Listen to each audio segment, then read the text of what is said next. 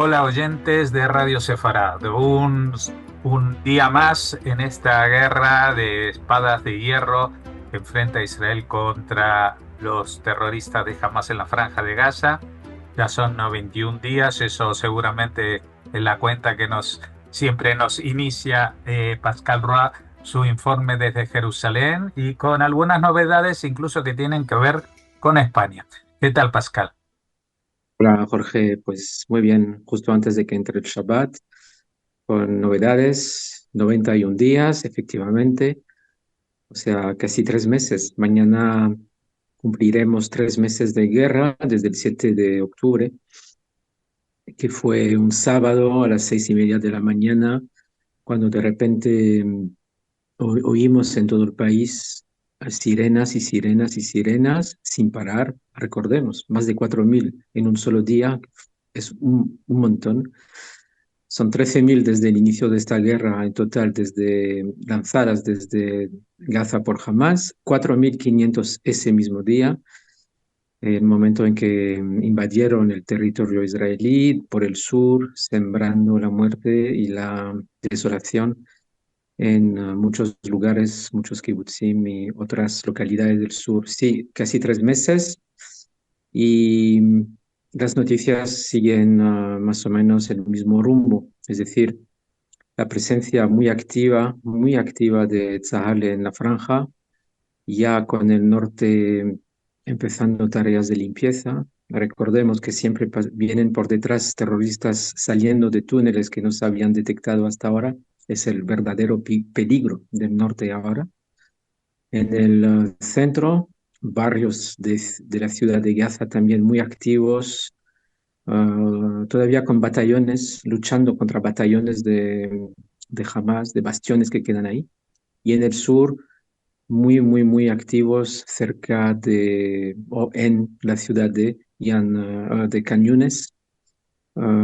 Todo esto lo ha recalcado y lo ha recordado el ministro de Defensa, Yoav Galán, ayer, que se encontró en la zona centro, cerca de la frontera de Israel, zona centro, recordando que esta operación todavía va a durar mucho tiempo, que quien piense que Israel se retirará pronto se equivoca y que, bueno, que las operaciones siguen su curso y con mucho éxito. O sea, ¿cuáles son los éxitos? Pues cada día se detectan entradas de túneles, se les destruye, se arrestan a muchos operativos de Hamas o se les eliminan.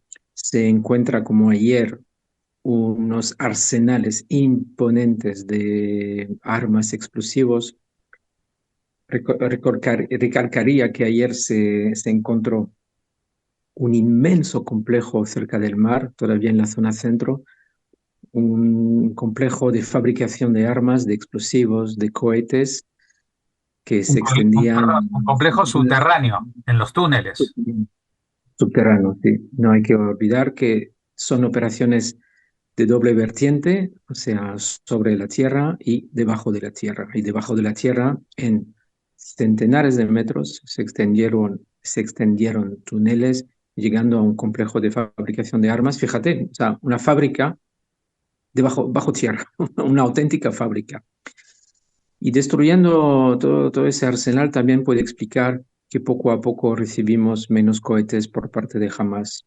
Hoy hubo una alerta hace 4 horas, después de 16 horas de calma, y esta ráfaga de cohetes, no sé exactamente cuántos fueron, unos cuantos, llegaron a la frontera con Israel, o sea, no llegaron más allá. Pero bueno, de vez en cuando, a veces tiran cohetes a ráfagas, como la semana pasada hacia Tel Aviv para celebrar el Año Nuevo, o hace 2 semanas para marcar el inicio del Shabbat en Jerusalén. Pero bueno, vamos a ver.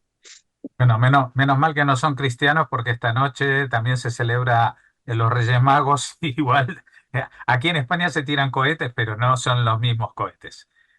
Son explosivos muy inofensivos, solamente ruido al lado de lo que significa que un misil apunte contra una población civil. Que esto parece ya una Sí, cosa como que es inofensivo, pero que en realidad es una bestialidad. Estamos hablando de que tú mencionabas que el día en que empezó esto, como disimulo de la operación terrestre, se lanzaron 4.500 cohetes sobre una superficie que en España es equivalente más o menos a lo que es la Comunidad de Madrid, solamente. O sea, imagínense si esto lo extrapolamos a lo que es el total del territorio español, y entonces hubieran sido más de 100.000 cohetes misiles explosivos cayendo sobre la población civil. Esto, evidentemente, si hubiera caído en España, hubiera sido un desastre, ahí sí que hubiera sido un genocidio, porque España no está preparado para eso. Sí, sí. Y un apunte importante también para resumir un poco cómo han ido las operaciones desde el inicio de la incursión terrestre por parte de Tzal, son los testimonios de los soldados que cuentan día tras día que cada infraestructura que encuentran con operativos de Hamas que destruyen o que eliminan, formar parte del tejido civil, del tejido de la población. Es decir, esto lo recordamos siempre, pero los últimos testimonios son así.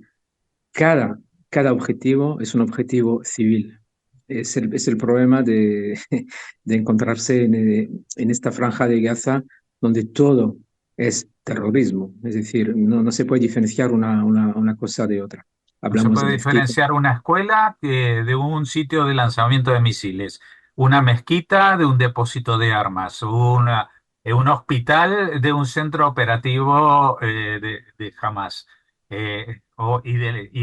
y entradas a los túneles en todos los edificios prácticamente, en los sótanos de nuestras casas, que algunos tienen trasteros, otros tienen un garaje o lo que sea, pero allí lo que hay siempre es la entrada, una entrada más a estos túneles de los cuales salen terroristas dispuestos a matar gente y luego esconderse ahí abajo, y que luego a los que viven encima de esas casas pues les pase lo que les pase, pero evidentemente ese túnel, esa entrada tiene que sellarse definitivamente y se tiene que acabar con esta amenaza, ¿no? Sí, sí. También preocupantes son las infraestructuras de las Naciones Unidas, de UNRWA, esta agencia para refugiados palestinos, porque también se alojan y se esconden detrás y disparan detrás de estas infraestructuras. Pasa muchas veces en Gaza. Lo más preocupante desde ayer es que se ha sabido que también las operaciones que te acuerdas, hablamos de operaciones de más de 40 horas en el campo Nur Shams cerca de Tulkarem, en el norte de Cisjordania, Ujú. hablamos de Cisjordania ahora, pues con vídeos, con imágenes que se publicaron por parte de Tzahal, pues también ahí encontraron en una guardería con siglas de UNRWA, siglas de la Agencia de Naciones Unidas para Refugiados Palestinos, todo un sistema o salas cargadas de trampas explosivas. Es decir, que el problema es que como soldado te acercas a sitios que parecen civiles y sobre todo en Cisjordania, porque se supone que no es la misma, no es el mismo tejido que en Gaza, pero sí también en esta ocasión encontraron salas y todo el edificio cargado de trampas explosivos, lo que se llama en inglés booby traps. Todo fue confiscado y después destruido, pero también es preocupante ver que se replica ese modelo de esconderse detrás de civiles para cometer actos terroristas. Ya comentamos anteriormente que es lo que hace también Hezbollah en el sur del Líbano, es decir, que se acerca a civiles, incluso los usa como escudos humanos, y esto hace la guerra más difícil, pero con claridad Sahal dispara y sabe quién es y intenta cometer el mínimo error, o los mínimos posibles, es decir, no es el objetivo de Tzal, por supuesto, atacar a civiles. Sí es el objetivo de los terroristas de esconderse detrás de ellos. Ujú. Claro, lo que pasa es que, como comentamos todos estos días, es muy difícil eh, poner una definición clara de quién es civil en Palestina, no sé. Bueno, iba a decir en la Franja de Gaza, pero ahora tú me hablas de Tulkarem y también es un fenómeno en todo el mundo palestino. ¿Quién es un civil? El que evidentemente hay una definición internacional, el que no forma parte de un ejército nacional. Pero aquí no hay ejércitos nacionales. Hay Ujú, ejércitos terroristas. Y los ejércitos terroristas incluso a veces no utilizan ni siquiera un uniforme, porque lo que intentan es confundirse con la población, confundir a la opinión pública sobre quiénes son los terroristas, los combatientes y quiénes son los civiles. Porque ayer mismo comentábamos, creo que también hay gente muy mayor de edad y niños pequeños, cuando digo niños pequeños, ni siquiera de 17 o 16 años que están accionando misiles, sino que niños de 10 o 12 años que transportan armas de un sitio a otro de la Franja de Gaza. Entonces, esos, ¿qué se hace? No los vas a matar, pero tampoco vas a permitir que un chico, porque tenga 17 años, mate a tu familia.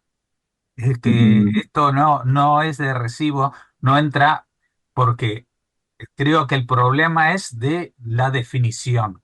La gente tiene una imagen de lo que es la guerra, la gente tiene una imagen de lo que son los ejércitos, la gente tiene una imagen de lo que son los combatientes y incluso ha visto muchas películas en las que supuestamente se respeta la famosa Convención de Ginebra sobre que no se pueden matar a los prisioneros, que se debe tratar a esta población no sé cómo y que como cuánto, pero no estamos en una guerra contra un ejército, no estamos en una guerra nacional, no es una guerra como las que hubo en el siglo XIX y en el siglo XX. Esta es una guerra totalmente distinta. Israel fue el primer país que tuvo que enfrentarse a una guerra de estas características ya en el año 82, que no era contra ningún país árabe, sino contra el grupo Fatah, que desde el Líbano, desde el sur del Líbano, amenazaba a Israel. Luego, ese grupo Fatah resulta que es el valedor de la democracia y la modernidad de los derechos humanos para los palestinos. Pero después vinieron Hezbollah, vino Hamas, vino la Yihad Islámica y vemos este fenómeno aplicado incluso en contra del mundo occidental con el tema de ISIS, Daesh y también antes con el tema de Al Qaeda. Eso es lo que la gente tiene que entender. Este siglo, que se puede decir que más que empezar el 1 de enero del año 2001, empezó el 11 de septiembre de ese año. Ahí vimos un punto y aparte en lo que iban a ser las guerras en el espacio internacional. Ya no son las guerras nacionales, no son por una frontera como se dice, el conflicto árabe-israelí, eh, nunca ha sido por territorios, a pesar de que eso es lo que la gente habla. Esto es una guerra por los mismos valores, entre comillas, que se hacían en la Edad Media, es decir, por una expansión ideológica religiosa. Y punto, pelota. No hay otra explicación y no hay otra forma de combatirla. Ese es el gran problema que tiene Israel, que es el que está ahora en el frente amenazado por esto. Pero si Israel, por la razón que sea, cayera, pues todo esto sucedería inmediatamente en el resto del mundo. Yo muchas veces comento el tema de Al-Ándalus, o sea, la España musulmana. Este sería un territorio para recuperar, evidente. También Italia, porque para ellos Roma es el centro neurálgico, es como la Jerusalén de los cristianos. Y evidentemente Estados Unidos es el gran Satanás, con lo cual no habría escapatoria. Esto es una guerra en sentido bíblico, por lo ujú. menos para una parte. Y la otra parte, estamos papando moscas, como se dice en la Argentina, es decir, aquí en España se dice mirando a las musarañas, sin entender y sin darnos cuenta de lo que se está jugando hoy en día, en este momento, en el frente israelí. Pero como el frente israelí no consiga superar esta prueba, pues esto va a llegar a todos los rincones del mundo. Sí, sí, no, de Daesh o ISIS hablaremos un poquito más tarde mientras miramos todos los frentes que nos quedan. Y recuerdo sobre el uso de civiles, recuerdo hace 2 semanas o tres este accidente en el que murieron dos adolescentes de unos 13 a 16 años que circulaban en una moto Ujú, en el norte de Cisjordania, porque les habían encargado de transportar explosivos y murieron porque los explosivos detonaron, explodieron cuando estaban conduciendo. O sea, es un ejemplo más de cómo se usa a niños como ya pequeños soldados o pequeños terroristas con pantalones cortos. Es un poco el problema al que aquí desde Israel nos tenemos que enfrentar. Es decir, sí, esas cosas pasan. Para nosotros es inconcebible, inconcebible, porque no vamos a mandar a niños a la guerra, pero del otro lado de la frontera esto pasa. Pero bueno. Otros frentes rápido, los hutíes ahí hacia Yemen, hacia el Mar Rojo, pues no ha habido incidentes importantes desde ayer. Lo que sí hay es más presión, cada vez más presión en la administración de Biden para que tome cartas en el asunto de forma más que retórica, sino con acciones más, con más músculos, podríamos decir. Incluso el Pentágono se ha pronunciado diciendo que estudiaba las medidas de acción que se podrían tomar. Así que vamos a ver si lo piensan durante el fin de semana y volvemos el lunes con noticias más frescas de eso es, o sea, un poco en la línea de la que tú hablabas, de poner mano dura, porque son ataques no solo a un barco, son ataques a toda una civilización, y eso no hay que olvidar. Los hutíes, después pasamos a la frontera con el Líbano, pues no hace muchos días, ¿te acuerdas que hubo ese atentado contra Al-Aruri? Hablamos estos días también de su entierro ayer. Y estamos esperando, no sabemos de qué forma o si va a haber una respuesta por parte de Irán, por parte de Hezbollah, por parte de Hamas. A nivel de cohetes, no hemos recibido muchas cosas, pero puede ser también objetivos en todo el mundo contra objetivos judíos, israelíes. Vamos a ver. pero ayer nos hacíamos la pregunta de lo que si era cierto esto de que Hezbollah se había alejado 3 kilómetros de la frontera. No es verdad, ¿no? No se ha confirmado, no sé de dónde vino esta información, pero no se ha confirmado. Así que las posturas siguen iguales, sigue Hezbollah asomándose a la frontera de Israel como siempre.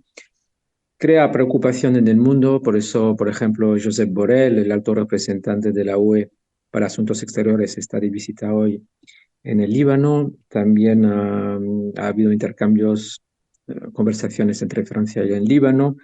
También visitará a la ministra de Asuntos Exteriores de Alemania el domingo, tanto Israel como Cisjordania para hablar del asunto.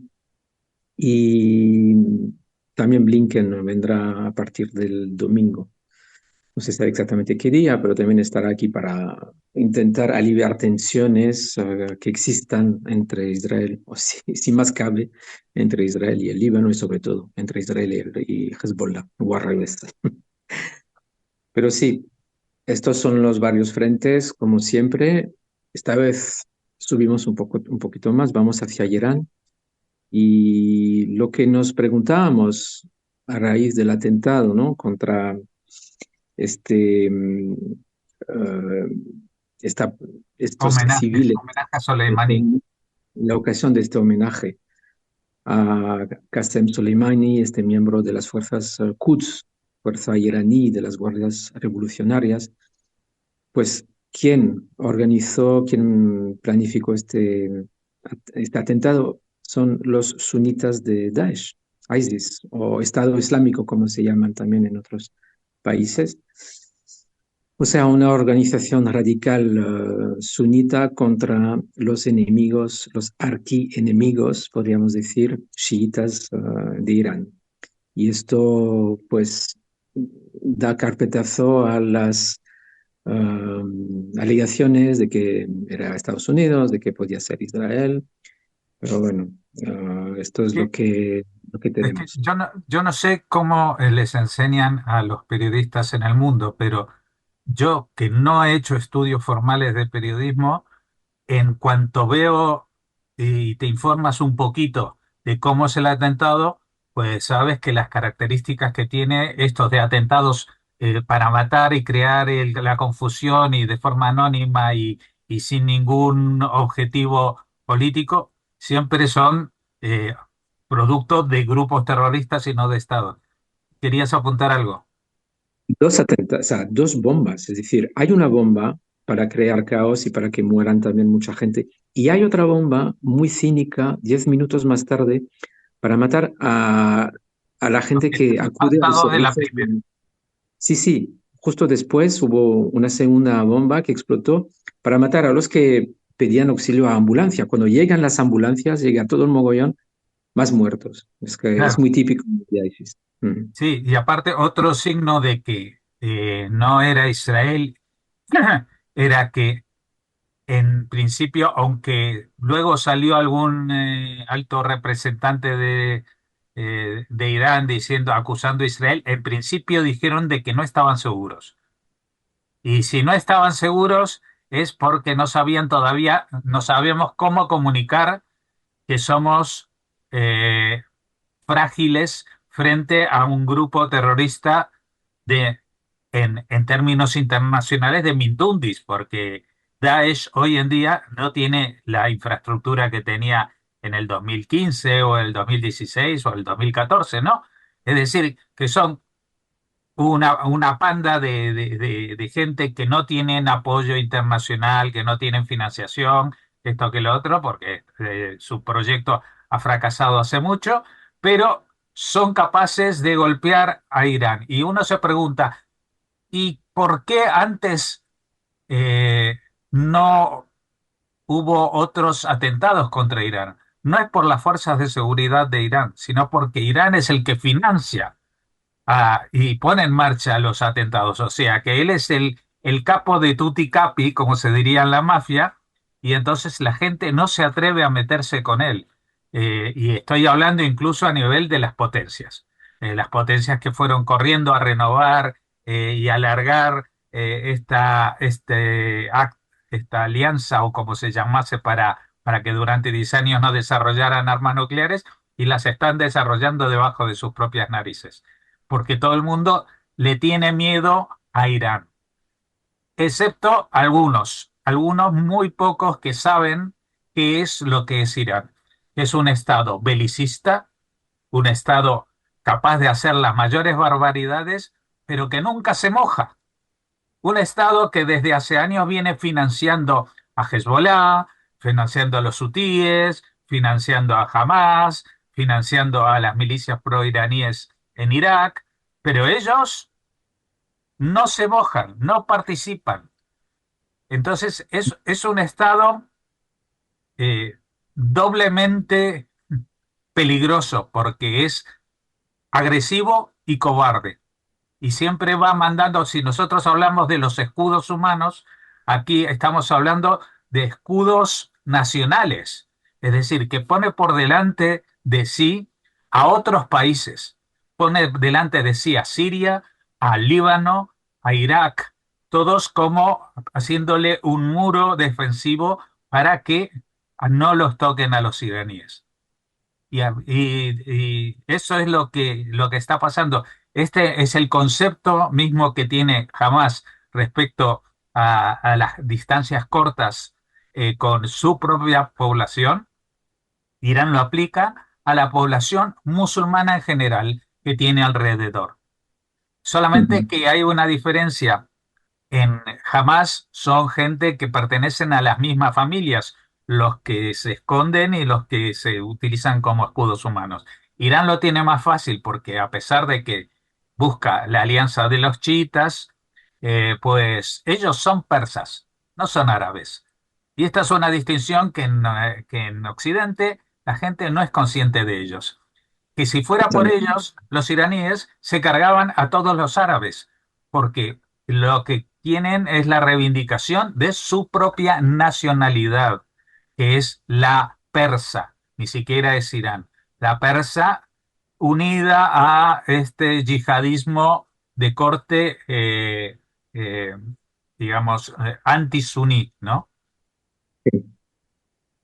Sí, sí, es una complejidad tremenda. O sea, Hamas no tiene nada que ver con Hezbollah, por ejemplo, porque Hamas, como el Fatah, pues son sunitas, pero de repente Hezbollah son chiíes y se unen porque tienen un odio común, que es el odio de Israel, de Estados Unidos y del mundo occidental. O sea, Irán explota estos odios a su propio provecho, ¿no? Eso es lo que estamos O viendo explota o los crea también y los también. financia para que crezcan, porque ahora estábamos hablando de Cisjordania, donde también la mayoría son sunitas y no chiitas, y sin embargo ahora están cambiándose y haciéndose mucho más amigos de de la yihad islámica, por ejemplo. Lo vimos hace un par de años, cómo creció la yihad islámica, y ahora lo vemos cómo está creciendo Hamas.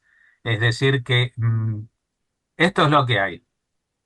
Sí, Yo no sí. sé si has acabado, cuando acabes con esto, me gustaría que dedicáramos una frase por lo menos al tema de las relaciones diplomáticas de Israel con España, porque se han reestablecido. Es decir, que eh, en las últimas horas pues, hemos sabido que la embajadora de Israel en España vuelve a principio de semana.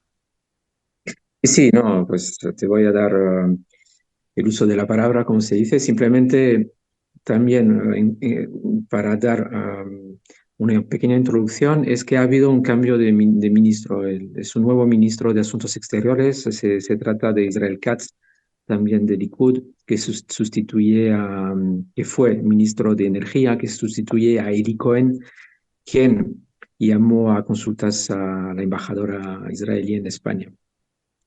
Es un acuerdo de rotación que ya estaba previsto de antes, es decir, Ministerio de Energía con Ministerio de Asuntos Exteriores. Así que ahora Israel Katz, el nuevo embajador, ha tomado esta decisión, alegando un cambio positivo en los mensajes procedentes del gobierno de España y también aludiendo a la importancia de las relaciones entre ambos países. Efectivamente, la embajadora Rodica Radian Gordón regresa a España.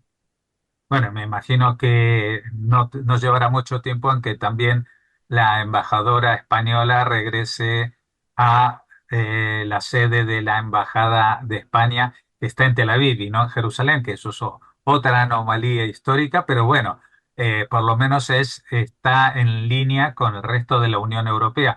Yo personalmente creo que más que un cambio por el cambio de ministro de Exteriores haya habido algún ajuste o reajuste en la política respecto a España. Yo creo que han habido conversaciones que no han trascendido eh, y que